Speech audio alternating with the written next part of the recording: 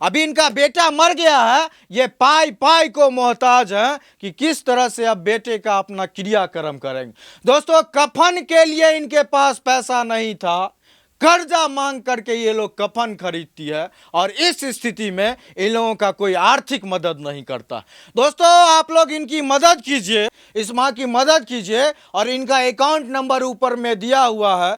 आप लोग इनके अकाउंट नंबर पे अपने क्षमता अनुरूप 5 रुपया, 10 रुपया, 15 रुपया, 20 रुपया, 500 रुपया, 1000 रुपया, जो भी आपकी क्षमता है, सब लोग जरूर मदद कीजिए। क्योंकि दोस्तों, ऐसे ऐसे लोगों से ही बिहार भरा हुआ है और ऐसी विकट परिस्थिति में जब जवान बच्चा जो कमा के देता था चंद रुपया, वो मर गया और इनके बेटे की हत्या हुई है। दोस्तों, पुलिस प्रशासन इनको मदद करने के बजाय, अपराधी को पकड़ने के बजाय इनसे माल ऐंठने की कोशिश करता है और इनसे घूस ले लेता है। दोस्तों, 5000 रुपया गायब होने के बाद और 5000 रुपया लाश मिलने के बाद इनसे डिमांड की जाती है। एक बार ये 500 रुपया देते हैं और दूसरी बार 5000 रुपया इनसे लिया जाता है। ये इतने ललक रहे। हाँ, और रोसड़ा थाना के एएसआई राजकुमार जी, आप कान खोल के सुन लीजिए, इस माँ से आपने जितना भी घूस का पैसा लिया है, आकर के इस माँ के चरणों में रख करके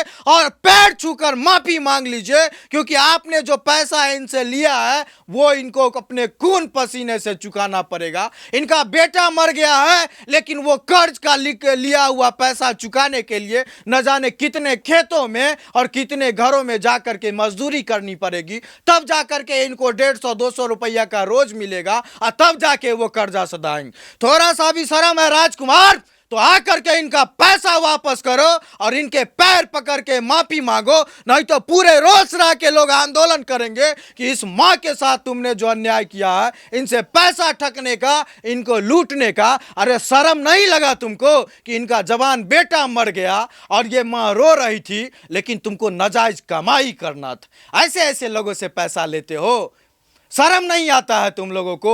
और सभी लोगों से हाथ जोड़कर निवेदन है कि थोड़ा थोड़ा डोनेशन करें और इनकी मदद करें, क्योंकि ये लोग बड़ी मुश्किल में पड़ गए हैं। एक तो बेटा चला गया है, दूसरा घर की स्थिति देख रहे होंगे कि टाटी और फूस से बना हुआ है, और तीसरा इन लोगों के घर में दान खाने के लिए दाना नहीं है, चौथा मुखिया यहाँ का मदद नहीं कर रहा है इनको। सोचिए दोस्तों, कितना साल पंचायती राज का बीत गया, इंदिरा आवास और प्रधानमंत्री आवास योजना आते आते, लेकिन आज भी फूस के घर में मवेशी के जैसे रहते, एक भी सरकारी योजना का लाभ नहीं मिलता है और यहाँ का मुखिया देखने तक के लिए नहीं आता है। ये महरौर पंचायत, कौन पंचायत है?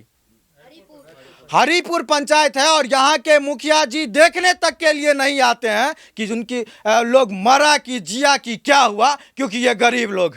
दोस्तों, मुखिया का ईमान मर गया है, मुखिया का इंसानियत मर गया है, लेकिन आपकी इंसानियत जिंदा है। थोड़ा थोड़ा डोनेशन कीजिए इनके अकाउंट नंबर पे, ताकि ये अपने बेटे का क्रियाक्रम विधिवत करवा सके। बेटा तो चला गया, अपराधी भी नहीं पकड़ा गया, पुलिस प्रशासन घूस ले लिया, कम से कम बेटा का अच्छे से अंतिम संस्कार कर लेंगे तो एक टीस इनके दिल से मिट जाएगा कि जीते जी तो अपने बेटे को हम वो सब चीज नहीं दे सके, लेकिन मरने के बाद उसका अंतिम क्रियाकरण करवा दी।